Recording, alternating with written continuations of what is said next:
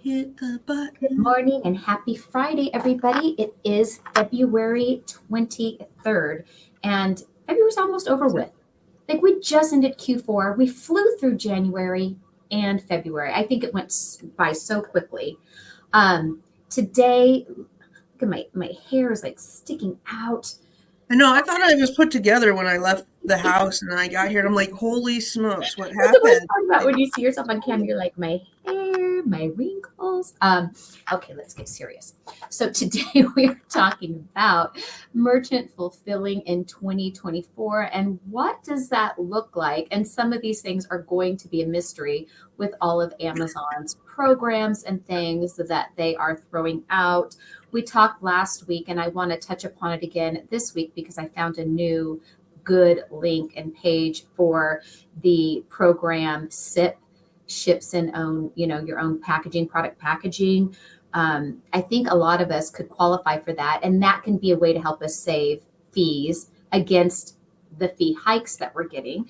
I want us to talk about this new automated handling time program that if you do merchant fulfill, Amazon is automatically enrolling you in that. And that's not really such a bad thing, but you need to be aware of it because you can change settings. And they've also rolled out this business hour delivery rate. And also multiple sellers being able to add photos to a product listing. So this applies for those of you who create your own Amazon listings, not so much for those of you that are your regular retail arbitrage seller that just jump on listings that exist.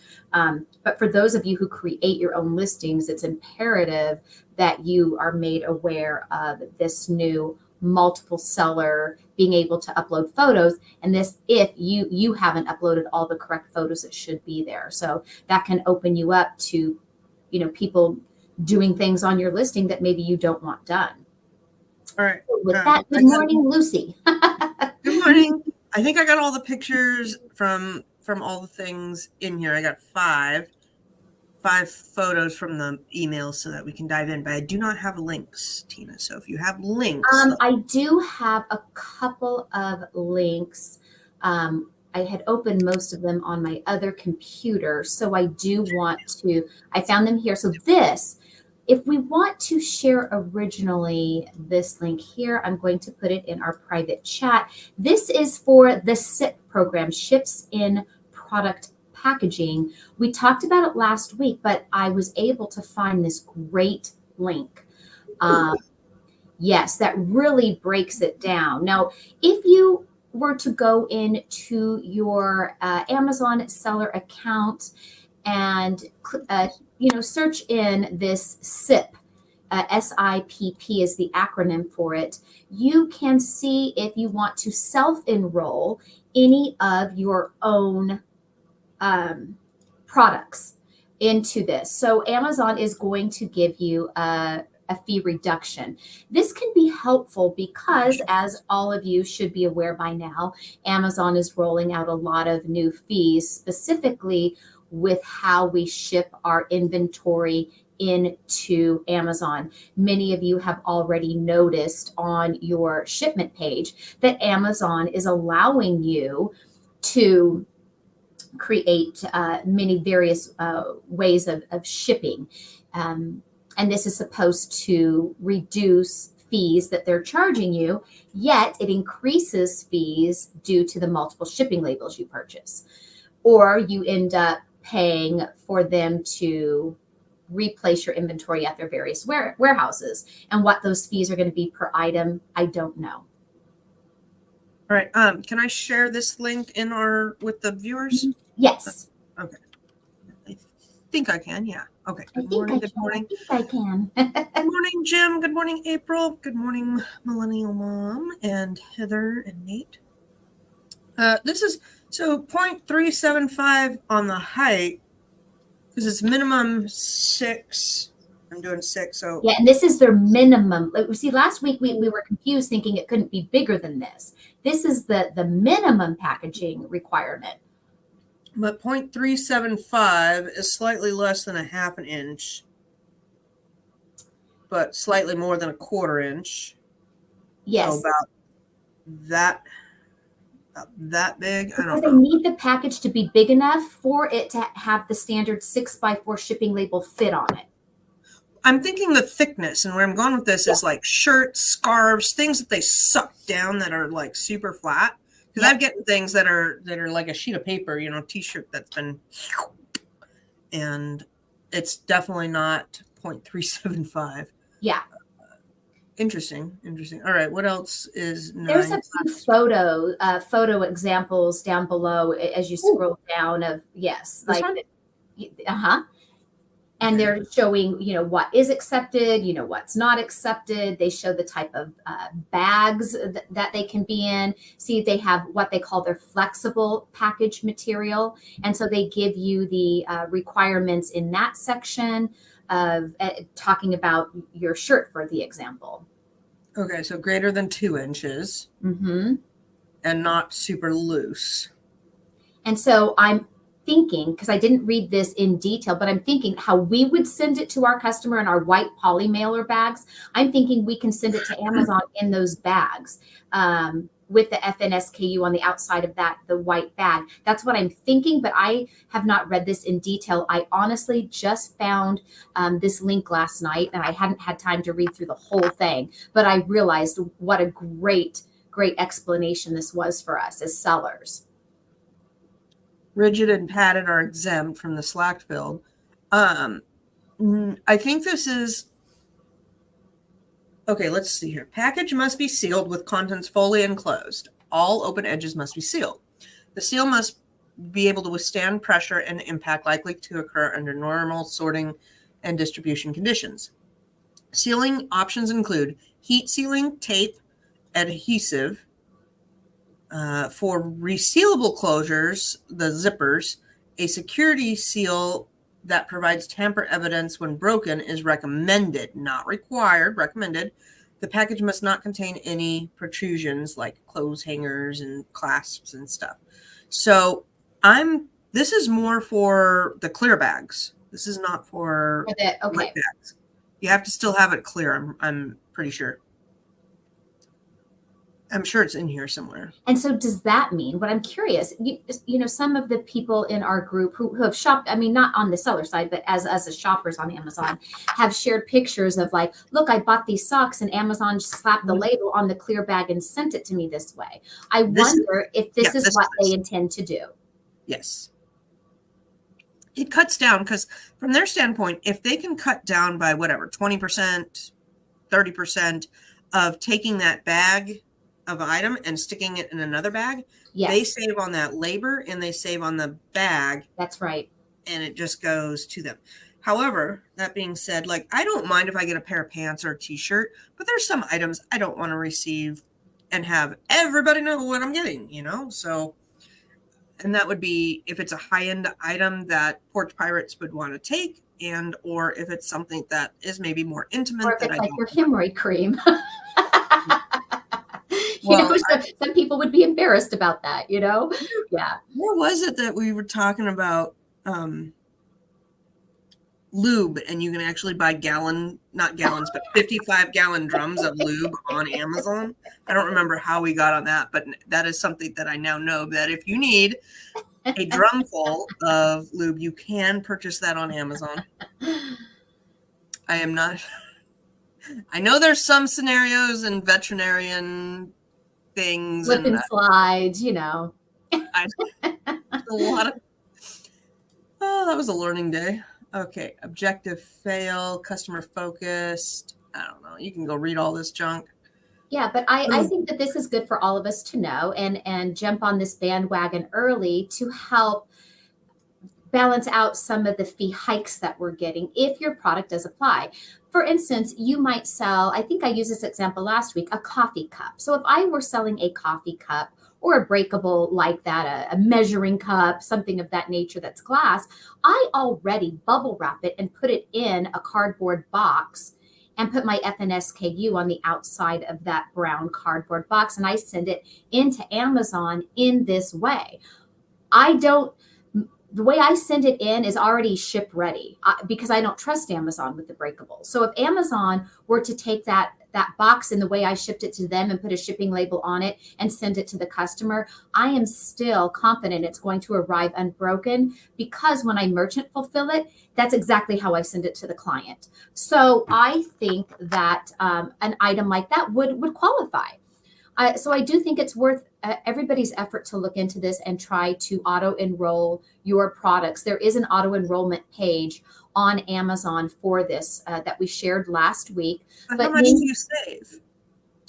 I don't think that I've seen an actual amount. It just says a fee reduction. So look, fee reduction, fee reduction. If it's 1 cent or 50 cents, I'm for it. I don't know. If you're already sending it packaged correctly, if it already is being sent in this way, if it's already being sent in the box, why not? Because I still feel that they should double package it because I'm paying for it. And why should I save them money? I don't know. Well, I'm negative now. Yeah. Well, okay. I wanted to bring this up because a lot of people will say, well, why did this get shipped to a different center or whatnot? Mm-hmm. It's non-sortable. ASINs with dimensions over 18 inches by 14 by 8 or greater than 20 pounds, blah, blah, blah, blah, blah, are going to go to non-sortable facilities. So if you're ever doing your inventory lab batches and you're like, how come everything goes to one facility except for blah, blah, blah? And it's because one of your sides is too long. And sometimes it's like the shoes. I've done batches where I've had slippers or shoes in them and maybe 2 pair, and Amazon always puts the shoes to a different warehouse, always. So I've learned a long time ago, if I'm doing any footwear, I just do it only a batch of footwear. That's true. Shoes definitely go to one place, but anything over 18 inches is going to kick to the area, whatever facility that they can do non-sortable items. That 18 inches is a very important number. Okie dokie, Smokey. What else do we got here? We've got, I don't know. I'll just throw up my slides. This is the one that I grabbed from mine. Good morning, Marva. How are you? This is the one that I grabbed about the auto-enrolled, and I couldn't get out the handling time blurb, but this is about auto-enrolling into automated handling times, which I don't know how I feel. This was an email that was sent to me. So I believe any of you that do merchant fulfilled shipping got this email. And I know sometimes we're quick to just delete the many Amazon emails we get, but I felt that this was important.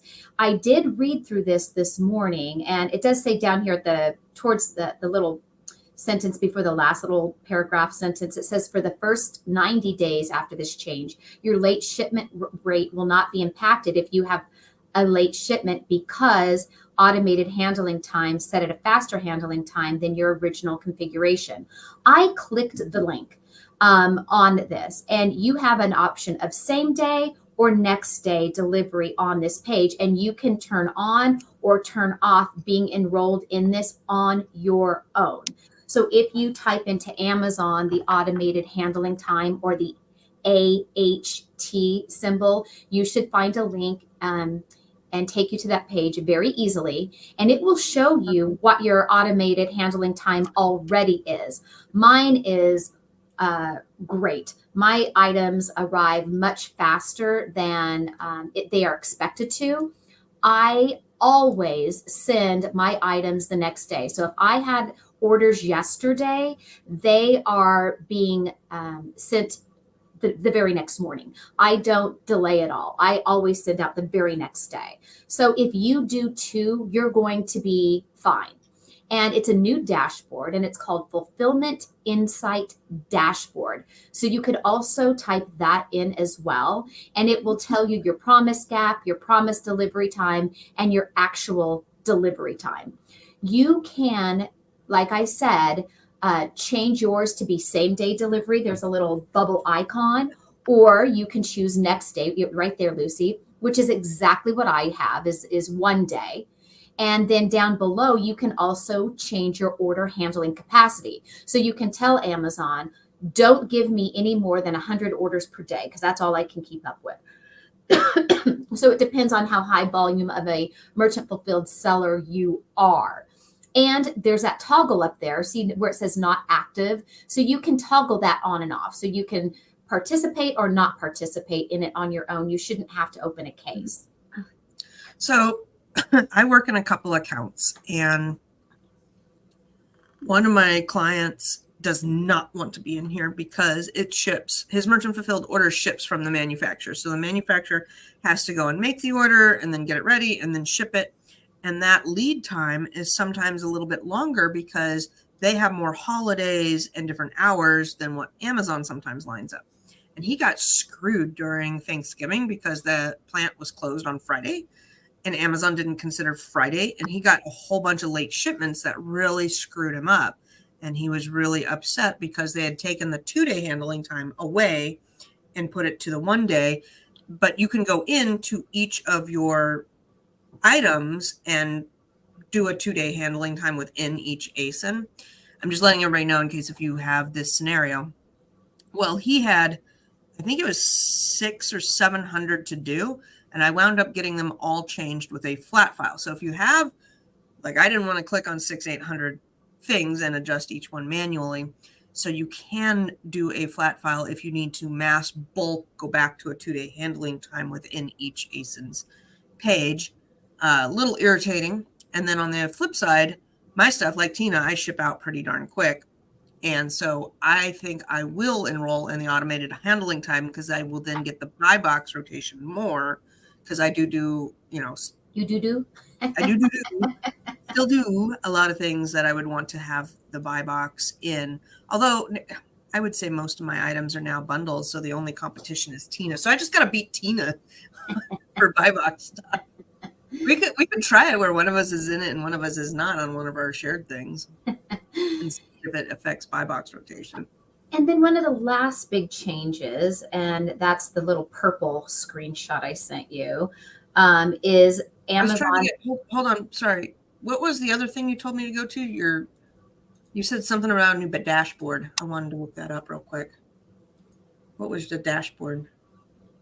You said there's a new dashboard. Oh, I think on the last thing that we were just talking about, it says it's a new dashboard on Amazon for that business for that automated handling time. You can see what your current handling times are. Okay, I'll try and find that dashboard. Okay, sorry. And I already closed that tab on my computer. Let's see. It's fulfillment. It's called Fulfillment Insight Dashboard. Just rolls off the tongue. Yes, it does. Fulfillment Insight Dashboard. I cannot spell anything. Just a moment. And you should be able to easily find that one just searching it in the search bar. If I spell things right. Because I cannot.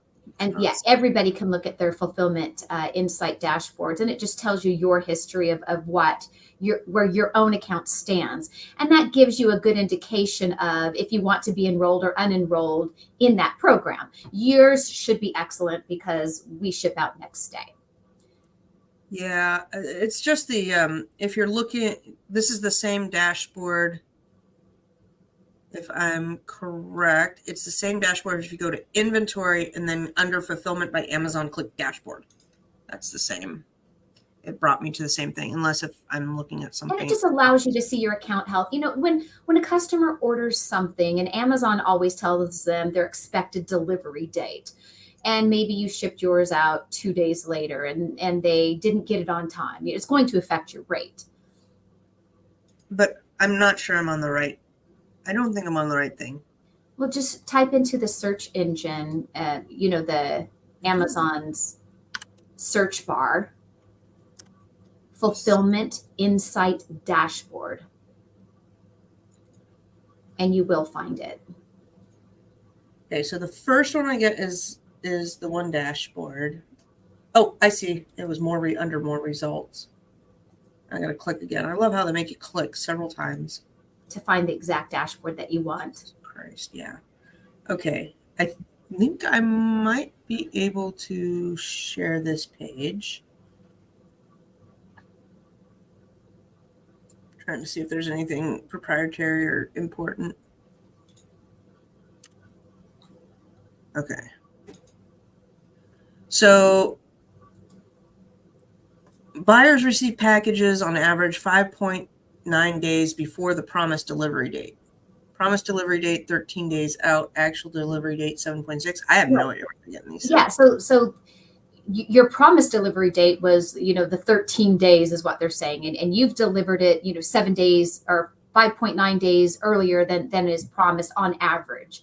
So your delivery is good. And you can see you've got 97.7 is your score there. So you should not be worried about being enrolled in the automated handling time. Okay. That we Yeah, have, no, it all ties together. Yeah. I'll make sure this one's my account, but yeah, I think because I know he has a login. But handling day promise 2.9, handling actual 1.4. Okay, interesting. Yeah, so everybody can take a look at that. That was another piece of information that now fills my head that I probably didn't need to know. Well, you don't need it to fill your head because you already know that you're good, and you don't need to worry about it.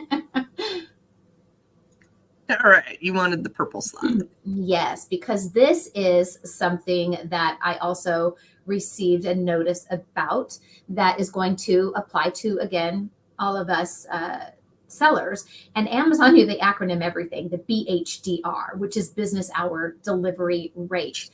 And so this lets us know that Amazon business customers expect to receive their deliveries during operating hours to minimize delivery reattempts and lost or stolen packages. And you can attest to this, Lucy, there at your warehouse when you've requested deliveries to be during your business hours, and they don't do that.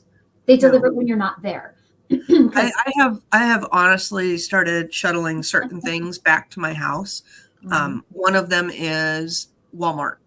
I will tell Walmart, I would like it to be delivered between noon and 4, and they'll come at 8 p.m. And they're literally at my door. One was during the Super Bowl? No, it was like it was a holiday of some sort. And I'm like, it's 9:00 at night. I'm drunk and I cannot come down to my office and open the door for you. And they're like, well, can we leave it outside? No, you can't leave it outside. Quit it. And I said, that's why I gave you hours to be there. Just get so irritated. And so this is where I do have questions. So if we scroll down a little bit more, where it says the business hour delivery rate measures the number of Amazon business shipments that were delivered on first attempt and within business hours as a percentage of your total Amazon business shipments during a given 30-day time period.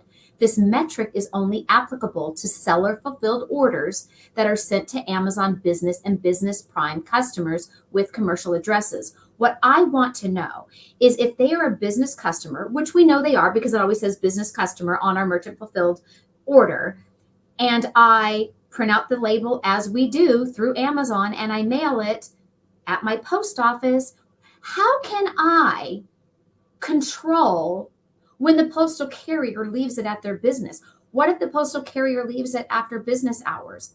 Am I in trouble for that? I did my part. So this one has me having questions. I don't even know why we're being part of this. Like I don't have nothing to do once I ship it out. I got nothing to do if it makes it there on time. And I know that because I have a business account on Amazon, I set my hours on when I will accept deliveries. Yeah. So if I set my hours and the delivery company is delivering and they don't follow those delivery hours, has nothing to do with the seller. Nothing. Yeah. So I don't know. And it says you can view, within Amazon, it says you can view your business hour delivery rate in your Fulfillment Insights dashboard. In addition, you can download a report to see the details on your BHDR performance by order ID. So I just find this one a little bit vague. Okay, let me see if I can pull something up on the other screen here. In the meantime, April, I think it's the opposite. I believe if we're doing merchant fulfilled and we're shipping out items the same day, I think it's in your best interest to enroll, because if you're on the ball with shipping, they're going to show a shorter ship date. So let's say I'm enrolled and Tina is not, and we're both selling this coffee mug, and the customer is going to see that I can get it to you in 3 days, but Tina's at 4 days because she's not enrolled and I'm enrolled and I ship fast. I'm more likely to get the buy box or get that sale because it's going to get to you faster, if that makes sense. So if you have good shipping rates, I would enroll. If you have to manufacture the item and want to have a little bit more lead time or grace period with it, then I would not enroll. So like my guy who I work with, who the manufacturer ships, they have more like their holiday hours don't always line up with Amazon's holiday hours. Same with if you customize stuff. Let's say Tina makes things with her Cricut and she's going to customize coffee mugs. She doesn't want to have a small handling time because you know what maybe she needs to put some extra effort in, or it's a large order, or she gets backed up. You want to have a little bit more of a grace period. It was not New Year's Eve, Nate. It was summertime and I was pissed because it was summer and I'm like, I'm at a barbecue or something. I can't remember what it was, but I was like, why are you even there? So when you were looking at the page of your fulfillment, your managed seller fulfilled insight dashboard, underneath that top part is your business hour delivery rate. Looking in my account, mine just kind of is not applicable across the board, with the last box saying that my business hour delivery rate is at 95%. And again, how do I control that? I sent it. I'm not the one who delivered it to their place of business during business hours. So is there some special code on the shipping label? I mean, I just don't know. So this was one of those vague Amazon things that they've now rolled out to us. And this, again, all these things that we're talking about today apply to merchant fulfilled shipping. So a lot of people are probably going to switch to more merchant fulfilled shipping, I imagine, this year, given Amazon's fees for having fees on your low stock inventory, on your fulfillment transfer center fees, or on your multiple shipping destination shipping label fees. And some people are already only merchant fulfilled sellers. So 2024 is going to unveil a lot of mysteries to us.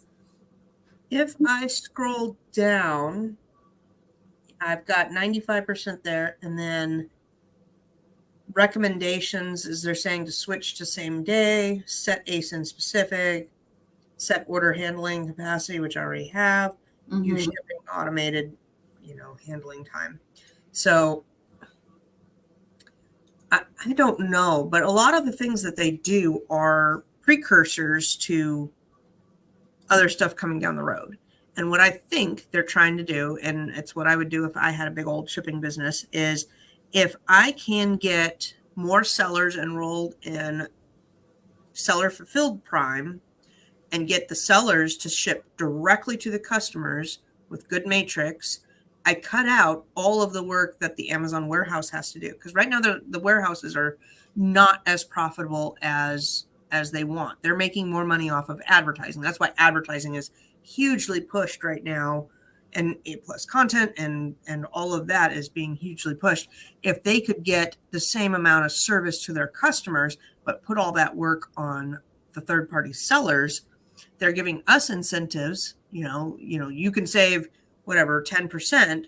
Really, Amazon's saving 30%. So at the end of the day, they're saving 20% off of their books, and we're still fulfilling all of those promises, and the customers are happy. So I get it. It makes sense business-wise, but a whole lot of hoo-ha because we can't do any. I'm not driving this stuff there. So right.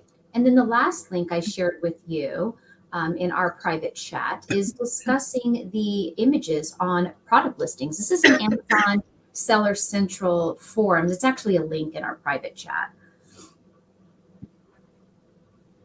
This is about the SIP. Yeah, that little tab there was about the SIP that we first talked about. Okay. Let me preview the other thing. Yeah. All right. So yes, there's a link. Oh, this is just the forums. Well, yeah, but it is images from multiple selling partners to be displayed on product pages. And this started January 31st. So product detail pages for hardline product types may display images from multiple sellers. And so I provided in our private chat a link to that discussion in the Seller Central forum. And this is for those of you who create your own Amazon listings. Amazon is requiring certain product images. You have to show sizing, how we have the lifestyle images. So for those of you who are uploading just like one photo, a main photo, and you're not meeting all the image requirements, and another seller is on that listing as well, they can submit those photos. So it can cause somewhat of a hijacking of a listing, or someone adding photos that you wouldn't want, unless you get a really great Amazon seller who nicely created some really great images that helped that listing. So just keep that in mind. The flip, though, is if you have idiots that make listings that aren't very good, and you can provide the photos, you can get that listing fixed to get it moving. Because Right. I'll see people that just throw together bad listings. Or they were the owner of the listing and then they cut it out of their inventory, and you lose a lot of information when the original author deletes Yes. it out So of they their. say each product detail page should have at least 3 required images: one with the product on a white background, one with the product in an environment, I call that a lifestyle image, and one with the size and fit information. So if all 3 of those photos that are required by Amazon are not on your listing, and somebody else is on that listing too, and you created it, Amazon is going to allow them to add a product image on that listing. So on the flip side, for those of you like we are, I want to improve listings that are terrible, that I'm like, oh my gosh, this would be such a great listing if I could just add an image or fix this image. So for someone like me who's going to do justice to the listing, that's great news. However, if it's a listing I created and maybe I was in a hurry, because I've been guilty of this, where I have uploaded just the main product photo just to get the listing done so I could hurry up and send it to Amazon. And I intend to finish the rest of my images when it's en route to get there. For those that stalk me on Amazon and hop on some of my listings, they could possibly hijack and add images I do not want on there. So, I mean, these are things just to keep in mind. The only other, let me go back to this real quick. So, thank you, Millennial Mom. That's very nice of you. Hi, Reno. Better late than never. It is an interesting concept, and I'm wondering how it will roll out, because if it's used for good, then that's great. If it's used for not so good, then that could be really, really bad. And I would say that it has more potential to be used for evil than good, especially with all the competition with the Chinese listers and the Alibabas of the world. I could see that being really, really crummy, because if you monitor other people's stores and you know who your competition is and you see them make a listing, you could easily jump on there and start adding pictures to mess with them. And I don't like that. I haven't seen too much messing with, though, lately. Have you, Tina? It's not been. No, and most of my listings are not going to allow people to be on them, nor make changes as far as my account. I don't know what's going on with some others. Any clients that I work with one-on-one, these are not issues that they're coming to me for. Okay, hold on. I found the fee benefit for the SIP program. Oh, nice. Yeah, I think I can share that. Hold on. Let's see here. 8,000 tabs open. Okay. So I hope you guys are finding this information helpful if you haven't already been on top of knowing this yourself. Yes, please like and subscribe. That is always helpful. And then I will be posting in the group that we are going to be, we're building out our website. So stay tuned for that in the Facebook group, and we'll touch on that next week because I haven't gotten everything crossed. I haven't gotten everything finished up, but we'll be launching things there. All right, so let's see here. Oh, well, that was not good. Hold on. Let's see if I can copy and paste. Copy. I need more coffee. So let's see here. Changes to size tiers went from, I don't know. Boy, they make it so easy to figure out what your fees are going to be. You're like, what is going on? Starting April. If you want to dumb this down, this is what I love to do. Again, with me, it's always ChatGPT. I love to copy and paste this into ChatGPT and ask ChatGPT to dumb it down for me like I'm in the 9th grade. I want them to write it for a teenager to understand. That's what I need. Okay, I'll try right now. Yeah, you can. You can copy and paste it into ChatGPT and tell ChatGPT, please translate this so, a 5th grader can understand it, or a 9th grader, or, a 10-year-old. And that's what I need. I find it helpful. Please, is it translate or is it please summarize? Yeah.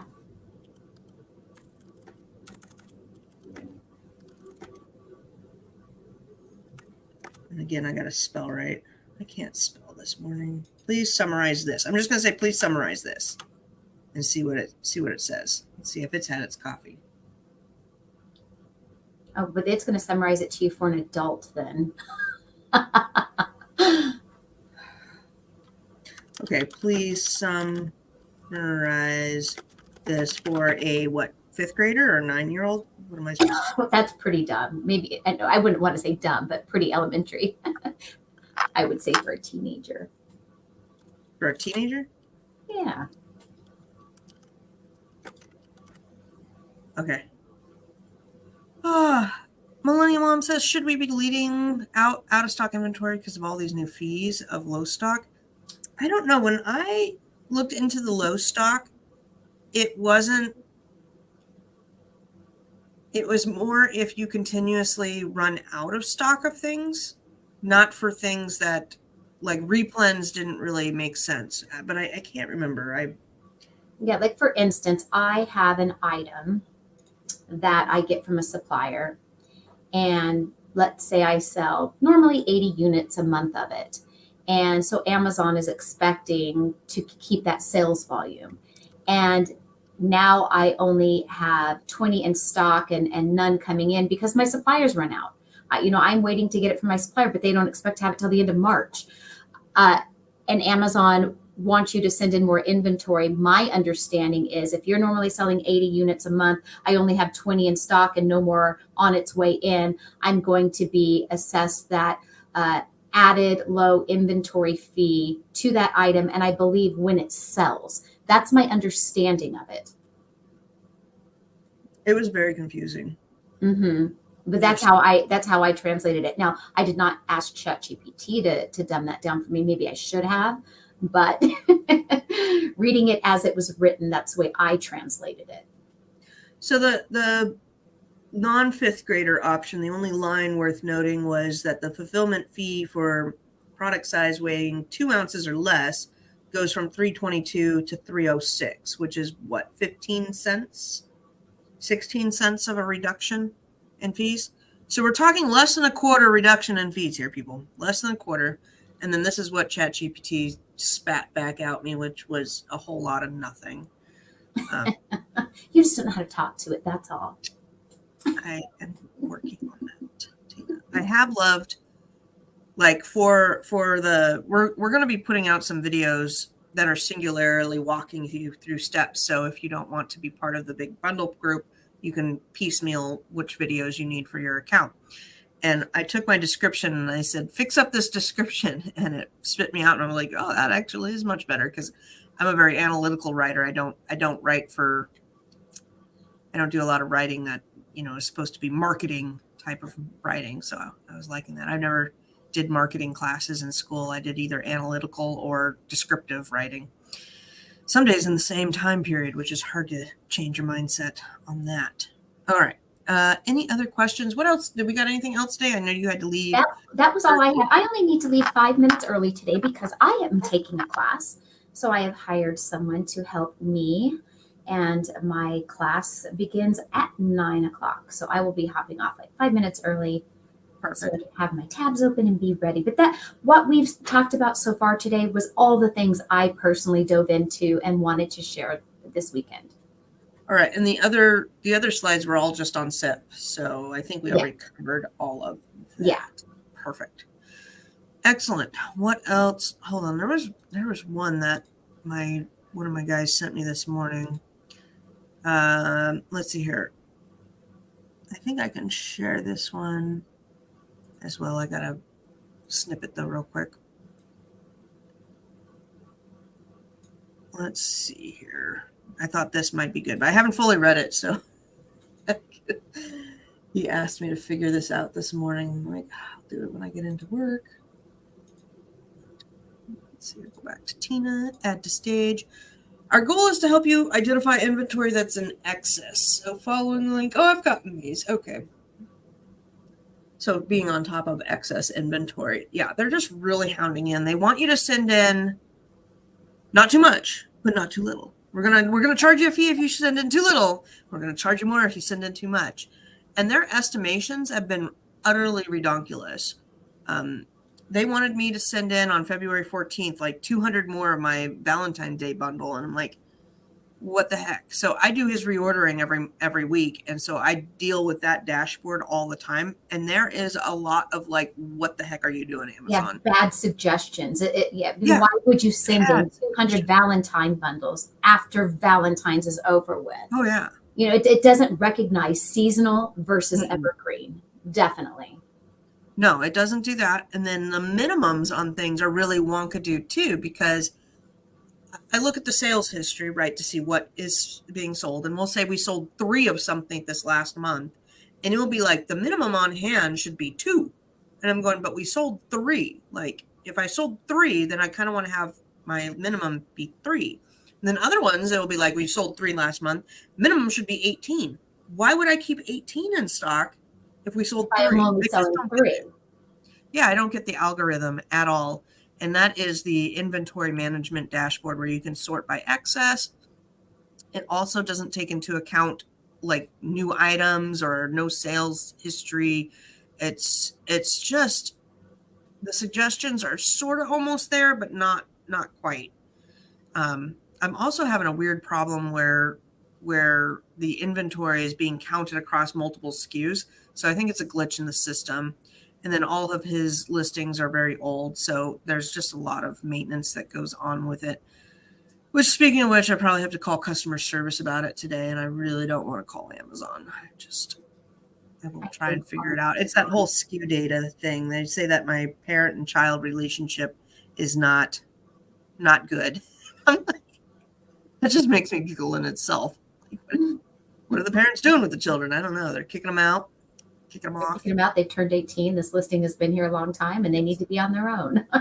In the last week and a half, I have done 16 flat files fixing things up and gotten a lot of things fixed, but there's still a few things out of whack, and I might have to delete the listing and then relist it type of thing too. So just ridiculous. And like he's like, why did I lose all my bullet points? I don't know. It's freaking Amazon. I lose all my bullet points all the time, and I have no idea why. Like, I didn't do them. And then what was it? Something got recategorized. Tina messaged me the other day. She was like, why did you why is this recategorized? I didn't do that. I didn't set it up. Don't blame me. I wasn't blaming you. I was just letting you know that Amazon was up to shenanigans. Yeah. They make so many weird things. Like, this chocolate candy bar is now a toaster. Yeah. Like, what did you do? What did you do? It really makes you feel like you're losing it upstairs because you're like, what happened? What happened? Like, I know I didn't set this up and I didn't make any changes. So why do I have said changes? So I have started on my Trello board on things that have constantly lost their nodes, lost their SEO, lost their keywords, whatever. I have started keeping track of those because you do think like you're going crazy. My newest one for this week is they categorize one of my things as using pesticides. I have no pesticides in it. It is a household item, no pesticides. It'd be like this coffee cup. And they say I have verbiage in there that made it flag. So now I've got to go through each word. That's what I was doing late last night, trying to figure out what word flagged and delete them and then see if that fixes it, because it's just ridiculous. Let's see here. Andrea has a question. Andrea or Andrea? Andrea. Andrea. I have a question. I got an item returned, but it is not a product I sent in. Can I get the charge for returning an item to me? Does that make sense? Yeah. Was it merchant fulfilled or FBA? Because if it was, a lot of times when this happens, it's not worth the time and hassle to get it fixed. If it's FBM, you can open up a safety claim and say that the customer did not send you back the right item.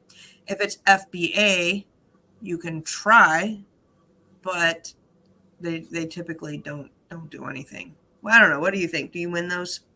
I have. So it depends what the item was. If I sent in a ballpoint pen that was worth nothing and it was an FBA and Amazon sent me back a pair of Crocs, well, then I'm not going to say anything. I'm going to flip the Crocs on eBay.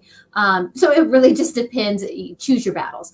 If it has been sent back from FBA, I have taken pictures of the product packaging and the label that comes with it. It's the same process you would do if it was a merchant fulfilled item, showing that this is what I was expecting back. This is what I got back. This wasn't the correct item. And I have won those cases. But it depends how much the item was worth and the value of it, if I find it something I want to waste my time with fighting or not. If it's not worth more than $20, do what April said and just donate it and move on. It's usually I'll get just weird things back and I'll just use them or donate them or laugh about it and move on with my time. It hasn't been. I think you received the weirdest one. I don't know if we can talk about it. The adult toy. Yeah, yes. That one was that. I got a box full of things from Amazon returned to me. It was the adult toy, and it was operated manually and with a remote control. I thought that was interesting. I got back some, I don't know what it was, like lug nuts. It was like some guy. It was like a toolkit. I don't know, some tool guy stuff. I don't know. And another guy tool thing. So I just gave them to my husband. I'm like, you want these? I don't even know what I was expecting back, but it's just like, whatever. But yeah, the adult toy, that was pretty epic. So I tried to list the adult toy on eBay. I mean, it's brand new, sealed in the box, but eBay doesn't allow you to sell adult items, I guess, unless you qualify. So I was not able to sell it on eBay either. I'm like, I'll sell it. It was going for, I want to say like $80 on Amazon. Anyway, the weirdest thing I got was like green tea, and I'm like, I don't sell green tea. Yeah, I've gotten back things like it was a bag of little hibiscus flower, tiny plastic necklaces. It was a bag of like 100 of them for a luau party. And that was nothing I'd ever sold. I usually flip them on eBay. I rarely get anything back about, that's garbage, or usually if it's garbage stuff I've gotten back, it's my merchant fulfilled orders. Like, not too long ago, I think around Thanksgiving, I had sent in some Nike socks, and I got the merchant fulfilled return was socks, but they were used, dirty baby socks. And that one I fought because it ticked me off. So it wasn't that it was a big value item. I think my item was like $12.99, but I did open a case with Amazon and I won it. And so sometimes I fight them on principle alone, because I'm like, you are a nasty bee. So for those wondering, on Mercari, they are prohibited. Anything that's obscene or sexually related. On eBay, you must be pre-approved and they must be new and original packaging. I would hope so. Offer international shipping. Why the international shipping? That's what I'm. And of course, I couldn't flip it back on Amazon, because when I found the listing on Amazon, it was a private label, single person seller, or else I would have just sent it back in.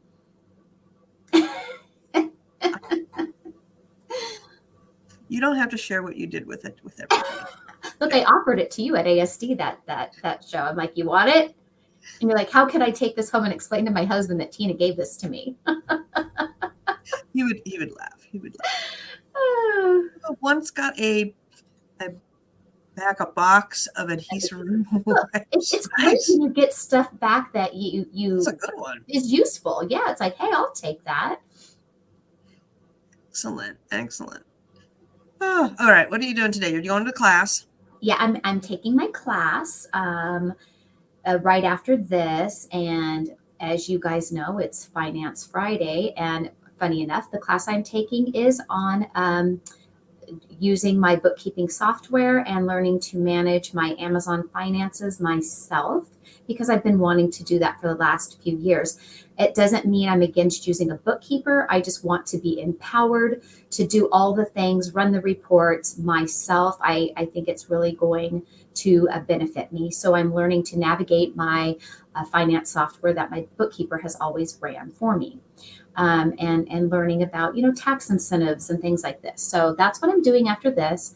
I will also be doing my weekly finances and grocery shopping today. So Fridays are kind of like my sort of work, sort of day offish kind of day. I don't put the same amount of effort into Amazoning on Fridays as I do the other days of the week. How about you? I am getting the last of my I've got like a handful of St. Patty's Day, and then I got Easter stuff. I bought some Easter stuff at Target yesterday. So there is still bolos out there. I shared with just our mastermind group which ones that I'm jumping on, but I want to get that packed up today. And so I have boxes everywhere packed up. And then I kind of got to get ready. I have the auditor coming on Tuesday, which is fine. I just want to make sure that my place looks not quite so much like a tornado. And I got all the file boxes. I got to set her up like a little spot. I have no idea. I've never been audited by a financial auditor before. I've been audited by the USDA, the FDA, the whoever runs safety, OSHA and stuff. I have gone through pest control, health and safety audits. That is my background, is everything surrounding food and running of a production facility, but I've never gone through any financial audit. So I imagine that she just wants to sit down and look at receipts. That's what she's coming here to do, because I told her I was not going to send her receipts for 3 years worth of purchasing. Like, that's not practical. Why don't you come have lunch with me? We'll go through receipts. So I got to get that kind of ready, and then taxes. But right now I'm going to work on shipping today. I got my doggy here. And I've been rewatching Bridgerton because the new did you see the new preview? No. For season 3? Oh, good little drops that they dropped this week. Millennial Mom, I dropped my link tree, which is where I'm going to be putting links to the website. I kind of have my link tree filters to all the thingies out there, and I got to work on our website and kind of put that together. And then today on the website, you're going to have the 1-day leads. Okay. Yes. I've got to put that link in, which I don't have it done. So I will get that done right now, and it will be in the Facebook group. So did you read the books? I've read all the books at least 3 times. Yeah, Bridgerton is such a fun show. I was debating reading the because it's book 4 or 5 in the series that is going to be season 3. I was debating rereading that again before May, because if I read it now, I'd just reread it again in May. So I don't want to reread it twice. But yes, I have read. You know what? I don't think I've read the last book. There was one that I was like, I'm done. I've read, like 8 Bridgerton books now. So, and I didn't go, because she did the previous series too, with the mom, when the mom met her husband and stuff. Thoughts on spicy books? There are a lot of spicy books out there. If your taste run eclectic, join the club. I'm a big Laura K. Hamilton fan. I have gone and seen her in person. Interesting author. Haven't been liking her books in the last couple of years, but along that line, there is others that are in that genre that are kind of fun to read. I'm not big into the sci-fi realm. Okay. Tina's gone. I'm leaving. Have a great weekend, everybody. Yeah. I got to go as well. So take care, everybody, and have a great day.